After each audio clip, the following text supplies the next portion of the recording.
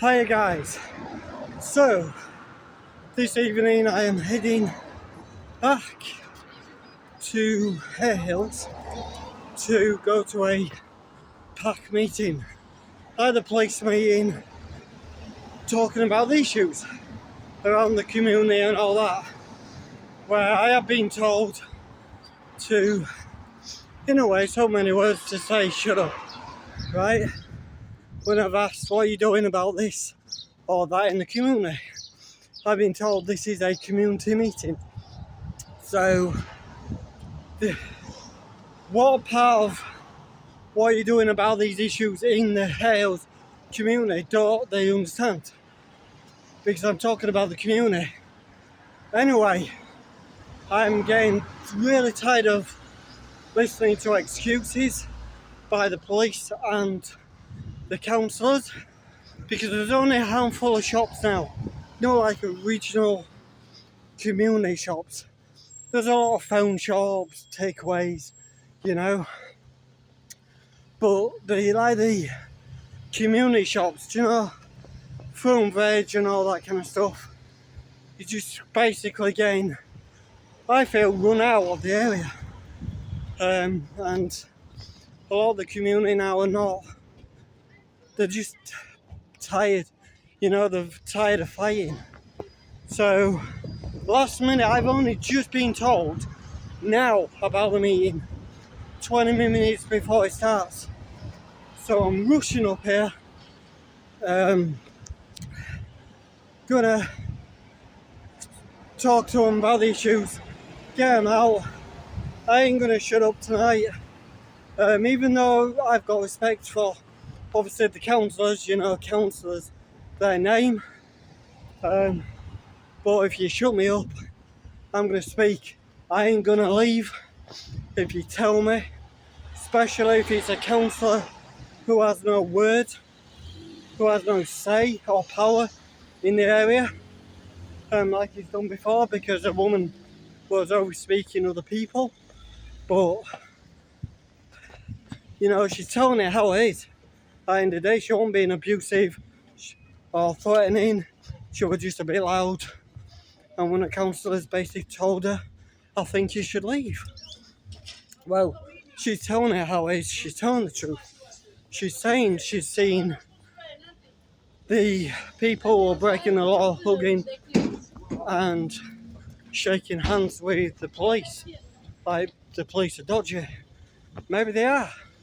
I can't comment on that because I haven't seen it for myself, so I can't comment only on what I've been told. So, right now, we're just about to relax and have my tea and get told there's a meeting. So, to defend the people who are not coming to the meeting and just tired of fighting and not being heard, I've decided to go up there and defend them myself. So, I'm back in the area, gonna try and rush over the road without getting run over, which I think a few people in the area want me to get run over right now, but I'm here to defend them. But yeah, we're gonna see how it goes right now. So guys, been to the PACT meeting tonight. So it's the 23rd of April PACT meeting at the Compton Library. There have been a few more police cars going in to the back of Compton Library for the meeting. We might see a couple of them coming out. But Councillor Ali Asghar, and Muffin turned up to the meeting. It was actually quite heated at times with a couple of members of the public. There was a street warden as well there about the fly tipping. 3 police officers turned up for the meet. Tenants and housing was there to answer the questions. So there have been a lot of issues in the area with taxis getting broke into. They're saying, or members of the public think it's down to the drug problem. Obviously, where you're a drug addict, you're wanting your fix. Obviously, you're breaking into cars just for loose change or whatever to get your drugs. There there has been a spike in taxi break-ins. Nobody being found at the minute. Just tackling, they want the drug tackling at the minute. As you can see, there are a little police car in the background who showed up to the meet today. The drug dealing the dealers, the users, like obviously they're breaking into stuff to get the money, to get their fix. Police say they do check, but nothing to report. So if a fine gets done, it's going to take them 2 years to get the people into court. Shoplifting is getting a bit of a bigger problem as well, to do with the Greggs, the charity shop, fruit and veg shop as well.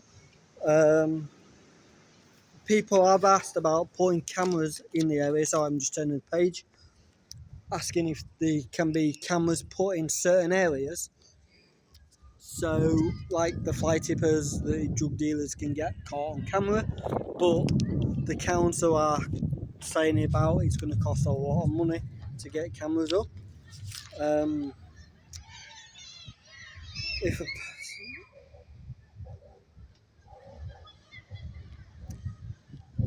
sweep cleaners, sorry, I'm just reading. Not sweep cleaners not doing the job.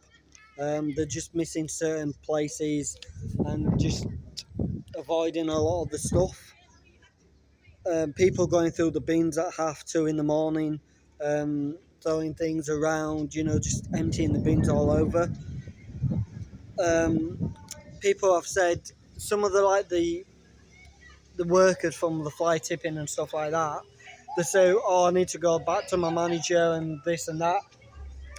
But someone said, why not ask your managers to come rather than the spokesperson? Giving fines. People are giving fines. After a time, someone will be arrested. So if they're hanging around the area for a certain time when given the fine, if they're still there at a certain time limit, they will be arrested and straight to court. It got a little heated between a member of the public and a councillor, which is Councillor Ascar and a member of the public. Talking about the fly tipping and reporting stuff.